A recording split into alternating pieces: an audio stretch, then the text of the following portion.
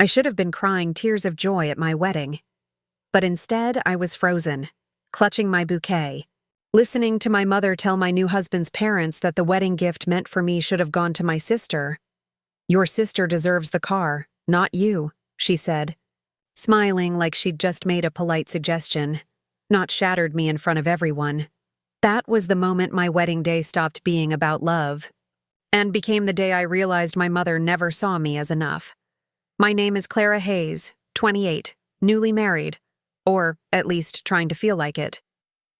My husband Daniel comes from a warm, generous family. When his parents gifted us a brand new white Lexus as a wedding present, I was stunned. But before I could even thank them, my mom, Margaret Hayes, stepped in like it was her place. "Oh, that's so lovely. But don't you think Emily deserves something too? She's the younger sister, after all. She needs encouragement to find a man like Daniel someday." Everyone laughed awkwardly, assuming it was a joke. It wasn't. Emily, my sister, didn't laugh either. She just looked down, pretending to blush. I saw the smirk she tried to hide. She'd been the golden child since we were kids. The prettier one, the talented one. The one Mom bragged about at every family dinner. I was always the backup plan, the one expected to share, to step aside, to stay quiet. And for years, I did.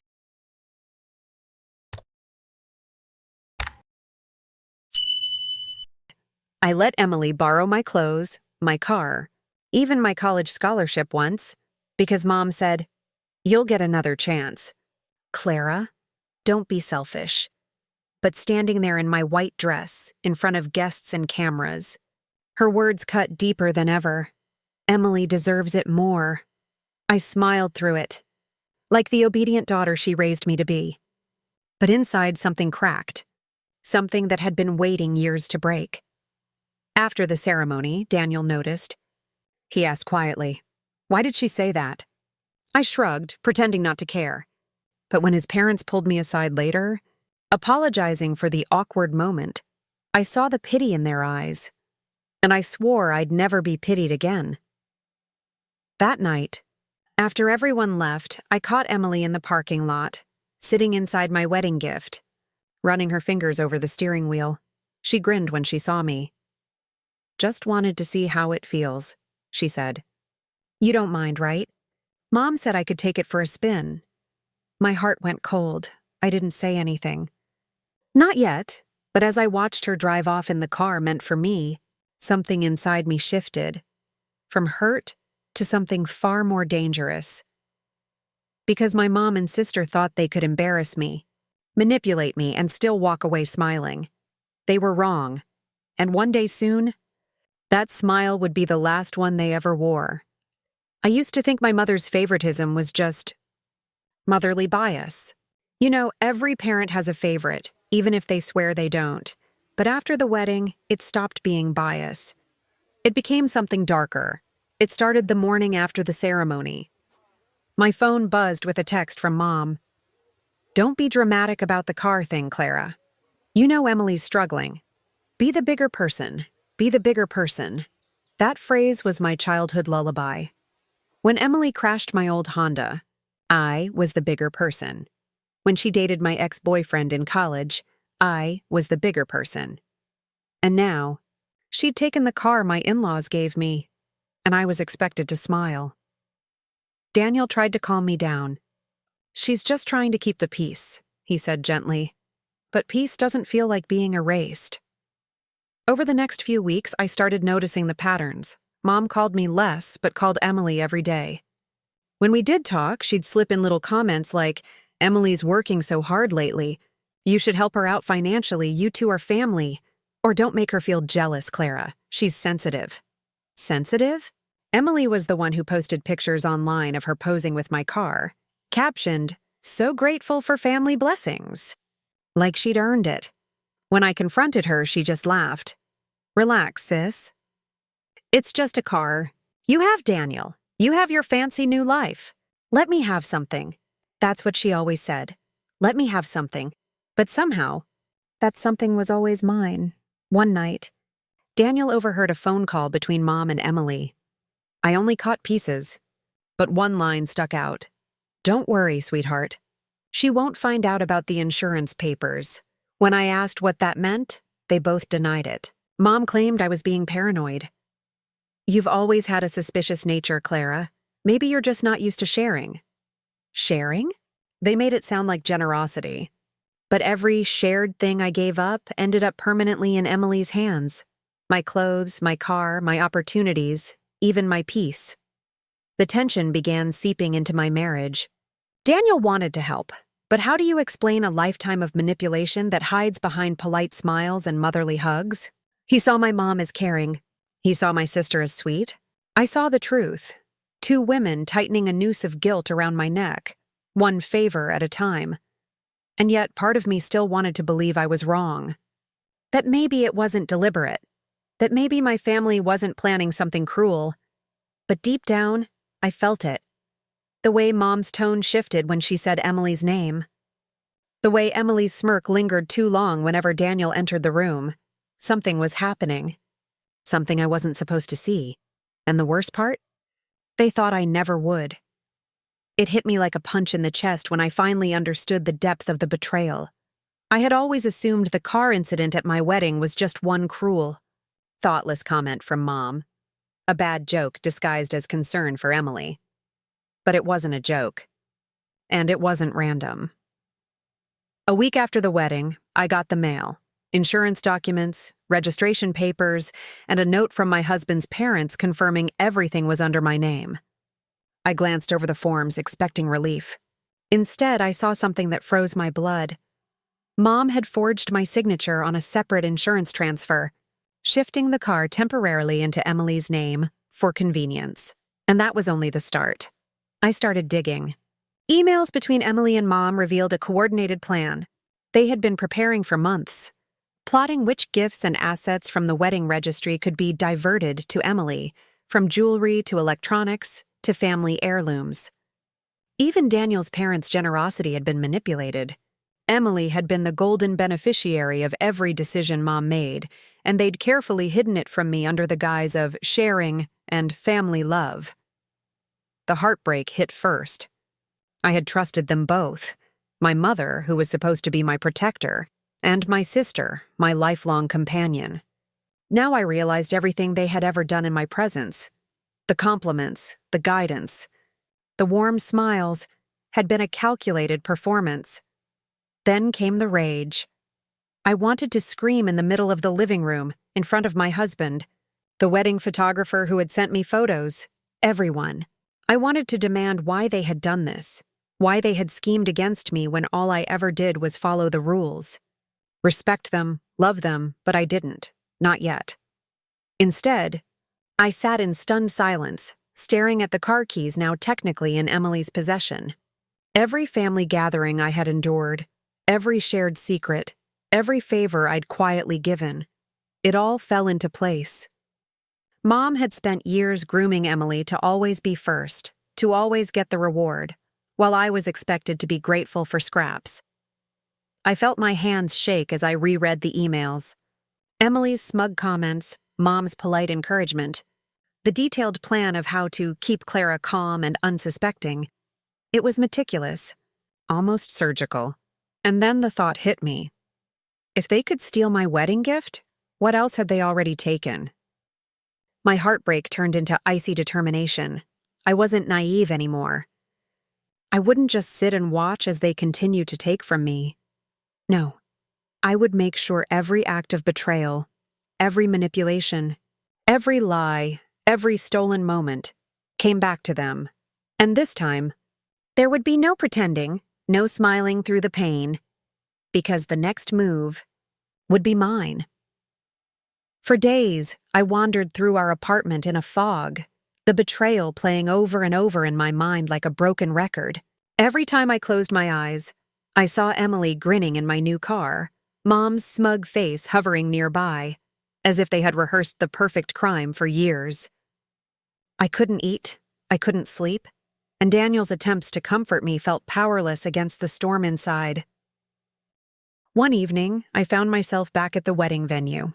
Everything was quiet, the decorations packed away, the scent of roses fading. I sat on the edge of the empty stage, hands gripping the polished wood, and I asked myself, what am I doing? Sitting here, letting them win? It hit me then, sharp and cold. They had only power because I gave it to them. Every generous smile, every sacrifice, every ignored slight had been permission for their manipulation. I had been the obedient daughter, the tolerant sister, the woman who swallowed hurt and nodded politely. But I wasn't her anymore. I wasn't the girl who accepted injustice as a way of keeping peace. I realized my grief had to become fuel. My tears had to become fire. That night, I made a decision. I would reclaim everything they tried to take from me, not through yelling or confrontation, but through strategy, patience, and precision. This wouldn't be petty revenge. This would be poetic, and it would be mine. The first step was clarity. I began writing everything down. Every instance of favoritism, every manipulated gift, every lie I had caught or suspected. I created timelines, detailed notes, and collected every proof I could find.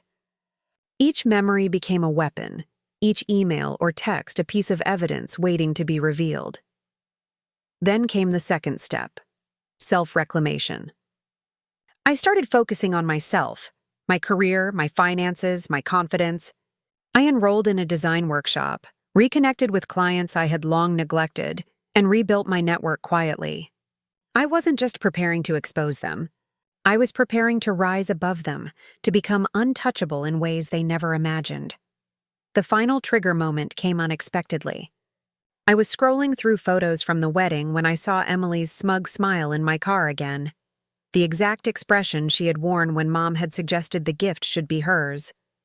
Something in me snapped. The grief, the humiliation, the anger, it crystallized into one sharp, unwavering thought. They think they can steal from me, humiliate me, and walk away smiling. They are wrong. From that moment on, I didn't feel hurt. I felt determined. Every action, every step I would take from now on had a purpose. Mom and Emily had underestimated me for the last time. And when I acted, they would see just how unstoppable I had become.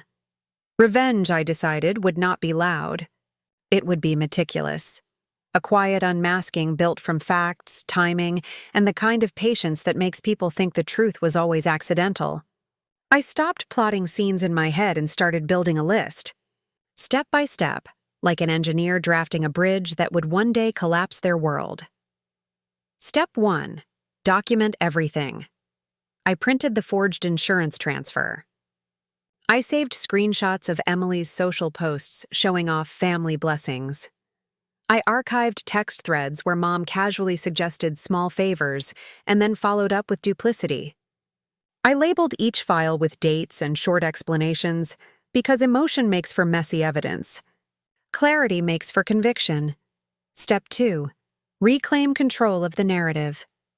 I quietly messaged Daniel's parents, explaining that I had questions about the registration and offering to handle any paperwork going forward.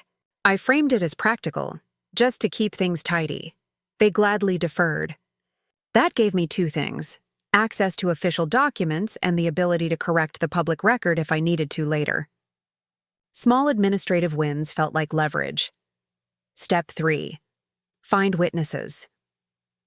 I reached out to distant relatives and family friends who had been present at showers, pre-wedding dinners, and small gatherings. Most dismissed me with gentle platitudes, but a few remembered odd remarks, off-handed gifts, and Mom's tendency to manage presents. They agreed to write short statements if ever called upon. People like corroboration. They also like not being complicit. Once they saw the paper trail, a couple quietly admitted they'd always suspected favoritism. Step 4. Secure the money trail. I tracked the registry disbursements and asked, under the guise of gratitude letters, for copies of receipts. A friendly bank manager I'd once helped with a pro bono logo quietly ran a history for me. Transfers, holds, temporary beneficiary changes. There it was, patterns of convenient transfers whenever a gift arrived. The numbers didn't lie. Step 5. Set the bait. If Mom and Emily believed themselves untouchable, vanity was their blind spot. I created a curated thank you post, vague, gracious, and intentionally public, hinting that I was thinking of reallocating some registry gifts to charity since we had been so blessed. I made sure Emily saw it. I knew she couldn't resist performing generosity while keeping the reward. That performance would give me the public breadcrumb I needed. Step 6. Line up a controlled reveal. I contacted a local consumer journalist known for civil disputes and a lawyer who specialized in family fraud. I didn't intend to file a lawsuit unless necessary. Sometimes the mere prospect of legal scrutiny is enough to topple reputations. They agreed to look over the files once I delivered a clean packet: dates, evidence, witnesses. All the while, life flowed around them. Mom continued her calls, warm and controlling. Emily posted pictures, smiling in the Lexus as if she'd always owned it. They felt in control, which made them careless. The more confident they were, the more mistakes they made. A forwarded email left visible. A flippant voicemail. A poorly deleted draft.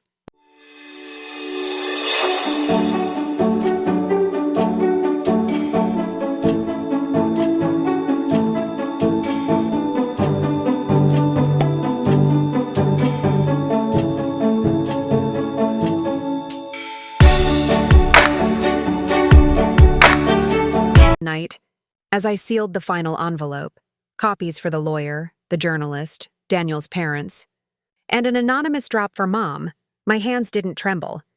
They were steady, shockingly calm. I slid the packet into a padded envelope, addressed one copy to the family home, and left it on my kitchen table like a loaded question. They thought they'd bought a future with my silence. I thought, with a small, cold smile, that silence was the perfect weapon. Next, execute the reveal. Timed so their smiles would break in front of everyone. They looked untouchable. Mom in her careful pearls, Emily in my wedding dress's shadow, all smiles and practiced gratitude. They still believed the world was arranged exactly how they wanted it. Clara meek, Emily adored, Margaret the kindly orchestrator. That confidence was my last best advantage. I chose the Sunday after Christmas. Daniel's parents had invited us to a small family brunch to celebrate the season. I accepted, smiling like someone who had forgiven too quickly. Behind my smile, the lawyer and the journalist I'd contacted were already in the guest list, quietly seated, phones down, expressions neutral. The journalist had a camera. The lawyer carried a slim folder. A curated trap exactly as planned. The brunch hummed with small talk. Coffee cups clicked. My mother found the perfect moment, a toast about family, and raised her glass to praise Emily for being so selfless. Everyone clapped. Emily beamed, reclining into the warm light of other people's approval. That's when I stood. My voice was steady, practiced, the way I'd rehearsed it 100 times in my head. "Thank you," I said. "There's something I want to share." The room quieted. Daniel's hand found mine, surprised but trusting. I asked the host to dim the lights and connected the journalist's laptop to the TV, under the pretense of showing wedding photos. On the screen, instead of cake shots, appeared emails, bank transfers, and scanned documents, each clearly labeled, each time-stamped. The image of the forged insurance transfer filled the screen. The quiet in the room tightened like a noose. Mom's smile didn't falter at first. She was calm, practiced. "Clara, this is unnecessary," she purred, a hand to her chest. "You must be mistaken." I clicked to the next slide, a voicemail recording of Mom telling Emily, "Don't worry, sweetheart. She won't find out about the papers." The little clip played. Margaret's voice, casual, assuring, and unmistakable. The air in the room shifted. Conversations died. A cousin asked, Is this real?" The lawyer stood and explained, in a calm voice that carried forged documents, deliberate misallocation of gifts, the pattern of transfers. He said the words I'd only whispered in my sleep. Coordinated plan. Family fraud. Witnesses available. Emily's face went from smug to slack. She opened her mouth and closed it. Mom's pearls looked suddenly fragile. The journalist, efficient, unsentimental, asked if she could speak to a few people for a piece. Within minutes, a few guests whispered into phones. A cousin filmed the screen. Daniel's parents sat frozen, protective instinct finally overriding embarrassment. Mom reached for a defense. Charm, deflection, blame. But the paper trail didn't care about charm. Texts flashed on the screen showing Emily's excited messages about making sure Clara doesn't notice. Bank records showed temporary beneficiary changes, and signatures revealed the forgery. A neighbor I'd quietly lined up confirmed noticing Emily driving the Lexus the week before. When the lawyer suggested we hand the evidence to a local mediator or, if needed, pursue legal action, Mom's voice turned thin. She tried to bargain, to cry, to make it seem like a misunderstanding. Emily started to cry too. Not sobs that asked forgiveness, but the high-pitched panic of someone whose script had been ripped away. Security didn't need to be called. The family meeting dissolved into 1,000 small exiles, hushed conversations, a few furious whispered confrontations, and then silence. Daniel stood and put his arms around me, not because I needed rescue, but because he understood what I had done. Relief washed over me, hot and immediate. They had thought they were untouchable. Instead, they were exposed.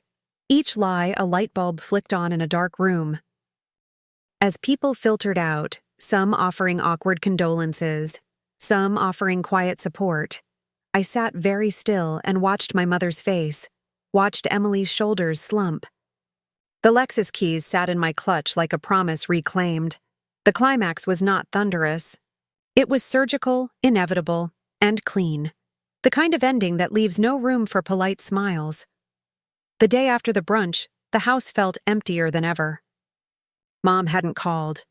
Emily hadn't texted. For the first time in my life, the golden child was invisible. And it was liberating. The Lexus was back in my name, parked in the driveway like a trophy reclaimed. But the victory wasn't the car. It was the proof that truth, patience, and strategy could undo years of manipulation. Friends, colleagues, even Daniel's parents reached out, impressed, relieved, and in awe of the calm precision I'd shown. I wasn't just Clara Hayes, the obedient daughter anymore.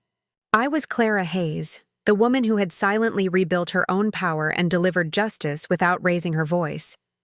Emily tried to reach me once, sending a flurry of texts full of apologies, excuses, and bitter justifications. I didn't respond. The lesson had been learned. Actions, not words, define character, and she had shown hers to the world. Mom remained silent, her warm smiles replaced with cautious, calculating stares whenever we saw each other at family gatherings. It was subtle but unmistakable. Her authority over me had evaporated. For the first time, I could interact with my family on my own terms. No guilt, no manipulation, no favors demanded or stolen. I spent the next few weeks focusing on what mattered. Daniel, our life together, and rebuilding trust in myself. I started a small business designing interiors, leveraging the confidence and resources I'd quietly gathered. Business boomed because I wasn't just talented. I was fearless, disciplined, and wise to people's hidden intentions. Every time I drove the Lexus, I thought about the golden smiles of Mom and Emily at the wedding, the smugness that had so arrogantly assumed my compliance. And I smiled, not in anger, but in satisfaction. There is a particular kind of poetic justice that doesn't shout. It whispers quietly in the smallest victories. Mom and Emily had refused to open the gift of honesty, integrity, and fairness. And in doing so, they delivered the ultimate lesson to themselves. So here it is. Viewers, betrayal can feel crushing, even life-altering. But patience, preparation, and self-respect are more powerful than anger. When the time is right, karma doesn't need to yell. It arrives quietly with precision and leaves no doubt who deserved what all along.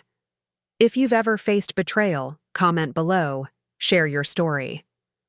I read everyone, and if you love watching justice served, the kind that's clever, precise, and undeniably satisfying, Unsubscribe for more true-to-life revenge stories that give goosebumps and make you believe in the power of rising above.